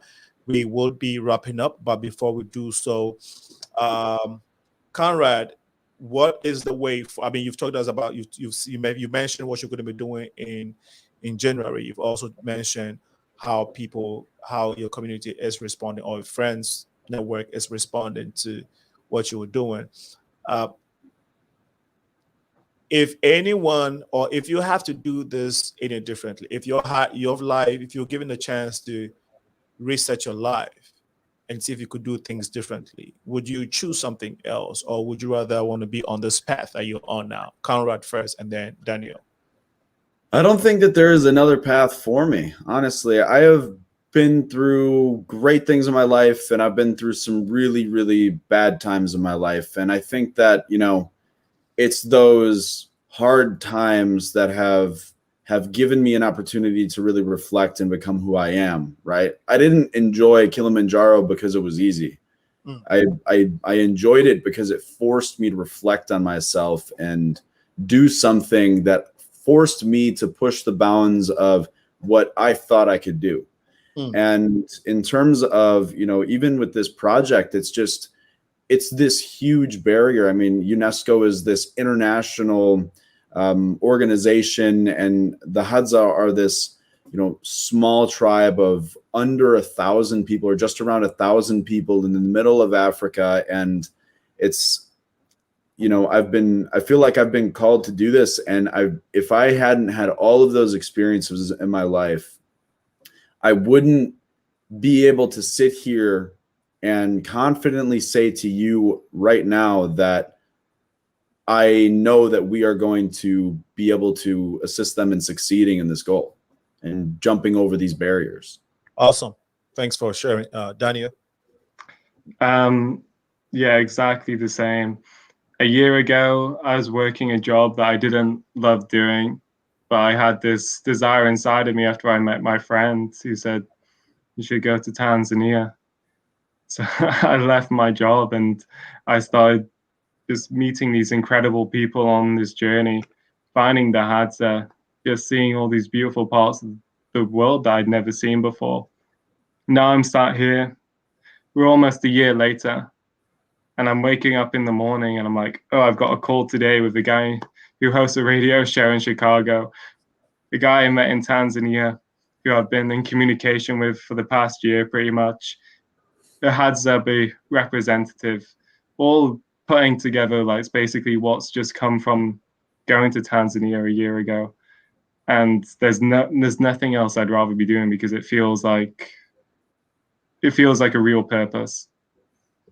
So yeah, what number would you give your level of optimism, ranging from 1 to 10, 10 being the highest, of you achieving your goal? 11. Thank you. I think 11 is a good answer. Let's take this. This comment is from Johnny Woods. Let's see if we can respond to it. I believe National Geographic would be interested in the project. Any thought of it? Netflix, National Geographic? Yeah, any support is great. No, is there an intent to work with them, collaborate with them after this documentary? Are you going to be trying to contact them to put it on their platforms? We've definitely discussed it, and it's, I mean, it would be incredible, right? I mean, that's definitely like a goal in moving forward and potentially exploring future projects in other areas of the world that we can assist, or other stories that we can bring to light. And it's right now, it seems like it's all about just keeping our vision small and focused. Not small, but just focused, keeping our vision focused, and getting noticed by the right people so that we can gain the support to make this as successful as it can be. So if anybody has any, connections or opportunities that they would like to share with us, we'd be greatly appreciative. Awesome. You mentioned that you've had highs and lows in your life. When can you say was the highest point in your life? I know you're young, guys, but just one moment that you say this was when you felt like the world belonged to you, you have no, that one moment, and then the other lowest moment of your life. Those 2 instances quickly.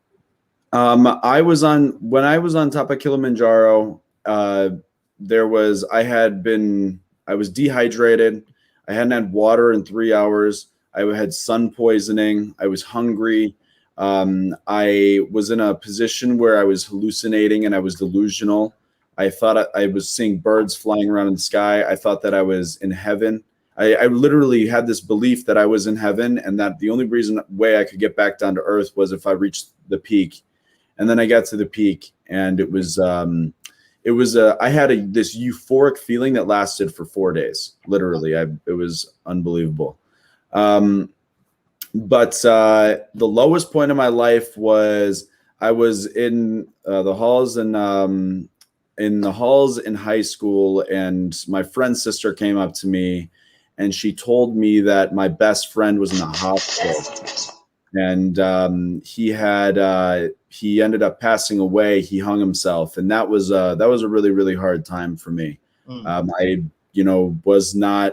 was using vices that I shouldn't have been using at the time, or anybody should ever use, and it was the lowest point in my life. Yeah, but it's after that moment, after he passed, I started having this idea that I have to live for those who can't, so I've always followed my path. I've always tried to follow whatever's put right in front of me for those people in the world who, they're never going to be able to experience it.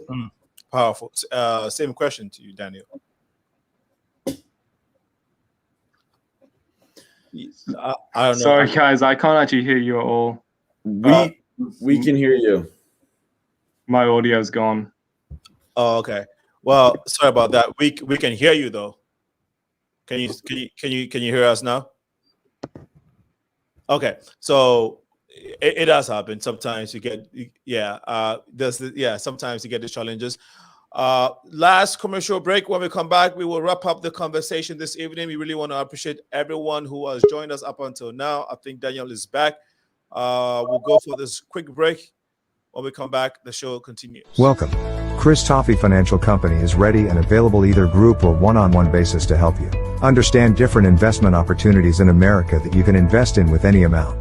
The right college account for your children to withdraw money. We can help you to get appropriate life insurance that you can withdraw money or take loan. And if you're in the process of buying or refinancing a vehicle or a house, we can help by building up your credit score.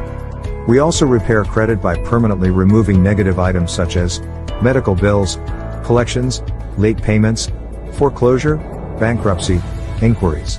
We also help all businesses to get business loans and credit by building their business credit. If you need any of our services, please feel free to contact us at 512-999-6724 or chris@christoffee.com or visit www.christoffee.com. Thank you.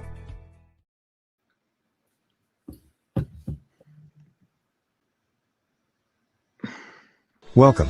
Chris. There is a cry. Aglo, Aglo, Aglo. Aglo Bolingbrook Lighthouse is a network of caring women. We are a dynamic global movement with a single mission to see God's purpose fulfilled on earth as it is in heaven. Our mandate is every nation touched and every heart changed for God. We invite you to our prayer meeting every Saturday and breakfast meeting held every last Saturday of the month from 8 a.m. to 9 a.m. via Zoom meeting. For more information, please contact Dickness Rebecca Modi at 630-297-1471 or Reverend George Ofe Ado, our advisor, at 630-414-9505. We look forward to having a refreshing time with you in the Lord. Thank you. Welcome back to the show, and we're about to wrap up the conversation this evening. Daniel, we lost you for a second, but we had, you're in now. Tell us, you want to respond quickly to the question that I asked Konrad earlier, and then we can try to wrap up. So this was the happiest moment question. Highest. Yeah, I think probably my birthday in Zanzibar. Konrad was there with me. We just went on this incredible journey in Tanzania, spending time with the Hadza. And we bought this donkey and tried to walk through Tanzania with it. And we just had this incredible, enriching journey, meeting all the local people. And we made it back to Zanzibar. And we partied on a boat with some incredible people and great friends, and just had one of the most joyous days I've had in my life. That for me was my peak so far. The lowest moment. Have you had the lowest moment ever in your life? Like where you felt like, okay. There's definitely been moments in which it feels like it's all against you, but it doesn't take long until you realize that every challenge is just something. You want to share your worst moment? You want to share? If not, we can move on. I understand. Nobody. Sometimes don't want to share, but there's nothing that strikes me in particular I could share right now. Hey, it's good. Sometimes actually would wish that everybody have that type of. We all have. We all have this life that we don't have to go through extreme conditions where, that stays with us, things that bring us sad memories. So it's good that we can hear some people share that. It gives hope, gives motivation that it's not all hard for everyone, and we hope that life can be fair to everyone. To the point where we don't have to go through extreme struggles in life.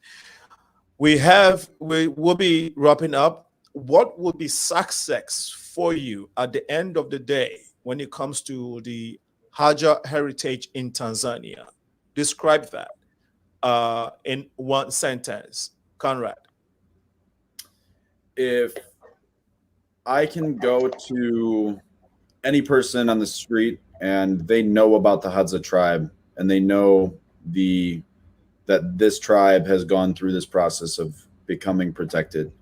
They don't have to know that I did anything with it, but if people know about them, if they are known and they are protected, then that's it. Thank you, Daniel. Yeah, I think if the Hadza could wake up in the morning and not worry about the government, selling off their land or deforestation or whether some animal is going to scare a different animal away, if they could wake up in the knowledge knowing that, hey, we're going to hunt today and we're going to find an animal and it's going to be the same tomorrow, that to me would be a success.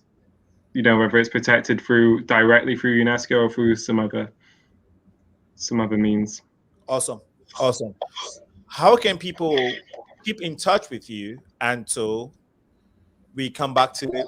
We're here on the Progressive Mind Show again, because hopefully you can get here and try to get updates from you. But how can people keep up with you, get to know what's going on, follow you and help and all of that? So we are going to be starting putting blog posts out on our website, hadzaheritage.com. And you can find our website on our Instagram page. Instagram is really the best way to keep updated on what we're doing. There will be a Facebook page as well, but that's Hadza Heritage, Hadza Heritage, Heritage, and it's all one word. If you look up Hadza Heritage on Instagram, you'll find our page, and you can take a look at our website, which is just about done here, and keep updated on everything. Awesome. Daniel, any other plugins? Or there will be a Twitter account, the same thing, Hadza Heritage, but it's the same. Instagram is the main way at the moment. Facebook too will come in the coming weeks. Okay. And yeah, there'll be continuous posts coming from the updates and where we're at. Thank you. You two are in, I'll say, movie making or movie directing or making industry, right? You two of you are in that sector, if I may, if I may put it that way. You can put it that way. Yeah. Okay. Yeah, you. I've never been involved personally, but it seems like we're coming towards that stage. Okay. Yeah, but Konrad, this has been your space. I have a mentor, John Ross, fantastic. He's an Emmy nominated director and producer in Chicago who I've worked with on a few projects. He's been just a wealth of knowledge for me in the past, and I've asked him if he's willing to assist us on this project in terms of just giving us tips and tricks. So yes. All right, closing remarks. Our day has to, our episode on this one has to come to an end.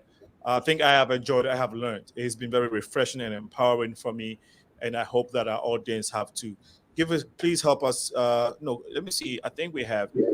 Shani, can you hear us? Ooh. He's back. Yeah, I didn't expect this. No, that's awesome. It's right in time, at least to Can you hear us, bro? Yeah, I'm back. Oh man, my phone is almost dying, but okay. So now that you're back, I'll have you all give us your closing remarks. We can hear you. So give your closing remarks, and we will start with you, Shani, since we haven't heard from you in 30 seconds. Please give us your closing remarks.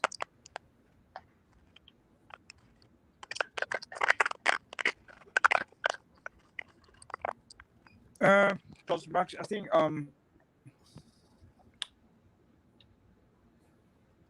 think it's better to keep up this project to be progressive and to be crucial, specifically to helping us, because we are in the dark, because we don't know how we're gonna solve these issues happenings, because most of us we live in the bush. We have no idea or where we're gonna ask for help.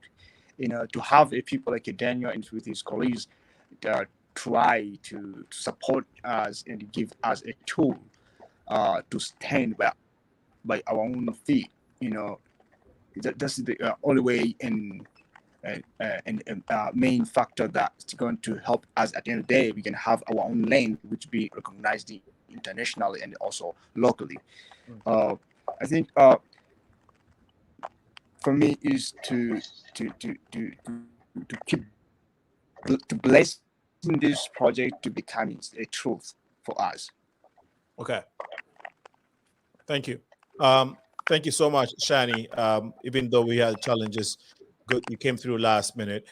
Daniel, your closing remarks, and then Konrad will close us.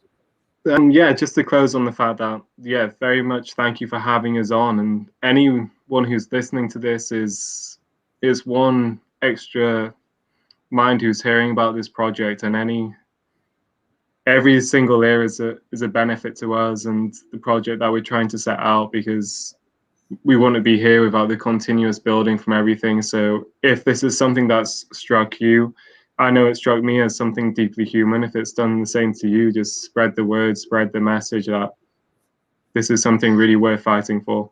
Yeah. Thank you. Konrad? Yeah, Alinko, thank you so much for having us on the show. This has been an absolute pleasure, and it's really a big step in this whole entire process. And like Daniel said, anybody who's listening to this is just one more person who's hearing about it. And go follow our Instagram page. It's Hadza Heritage. We're going to be releasing eventually the date when we will be accepting donations. Every little bit helps, as well as a Progressive Minds radio show as well. I mean, I love what you're doing here. This is fantastic. It's a very unique, something very unique, and definitely show some support to Alinko as well. Thank you so much, guys, and thanks for the kind words, Konrad. I think Konrad is my favorite guy on the show today, since he gave me the props. I don't know about Daniel and Shani, guys. No, that was a big joke. But I did really want to say that, look, I applaud you, young guys who could be doing a lot with your lives at this moment to try to go to the aid of the Hadza tribe, Hadza Heritage in Tanzania, to help preserve their culture, to assist in preserving their culture. Thanks for KONRAD. You said you heard a voice, and we appreciate you being obedient to who you heard or what you heard and following through. And all the sacrifices you guys are making. SHANI, I know you've made a lot of sacrifices. You've lived in the West. You have education. You could have been doing anything with your life as a young man as well, SHANI. There are a lot of Africans who have migrated to the West and other parts of the world and trying to just find something and live for themselves and make a life for themselves. But you went back to your people to try to preserve their culture. You've lived in industrialized nations, but you decide to go live in the bush with the people with no electricity, and all these other so-called developed things that we who live in the West, ascribe to and hold so dearly. The life of the Hadza people is also very dear. The culture is rich. It's equally okay. It's okay for them to live the way they want to live, living with nature, which is very, very important. But there are challenges. And so, SHANI, I really want to commend you, and out of my heart for you. Kudos to you, you and your family, for what you're doing. And I'm optimistic. I'm joining my optimism with you guys, knowing that what you started will yield good results, and the heritage and the culture of the Hadza people will be preserved and protected. On that note, I'd like to thank you all who joined us: Royal Black Jesus, Johnny Woods, Bridget Amenyo, who chimed in. Hello to you, Bridget.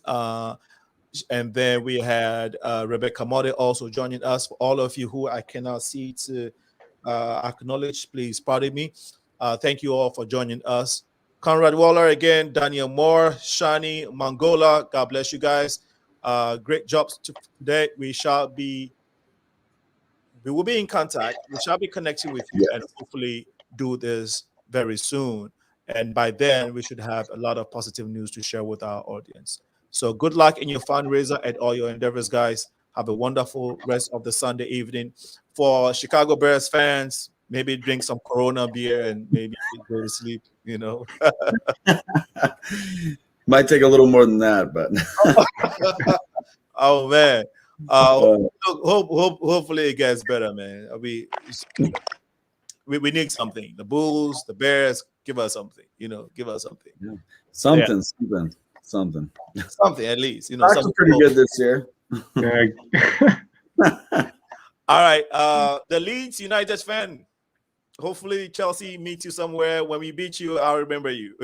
Oh, it wouldn't surprise me. All right, guys. Enjoy the hey, SHANI, can you hear me? All right, brother SHANI, have a wonderful evening. Yeah, I hear you. Okay. Tell the people of the Hadza tribe back there that the Progressive Mind Show love them. We are with them. We'll be working with you guys, and we know that it's a challenge that's going to pass, and your goals are going to be met. Okay.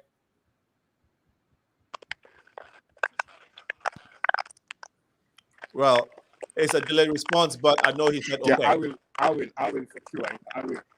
Okay. Yeah, all right, guys. Have a good night. Bye-bye. Thank you very much. This has been the Progressive Mind Show with your host, Alinko. Remember, to whom much is given, much is required. We shall be here this coming Wednesday, 6 p.m. CST, and we'll be talking about dope, why people get addicted. So stay with us, follow our page, and share this feed. Keep the conversation going. Shall see you definitely coming Wednesday, 6 p.m. Bye-bye.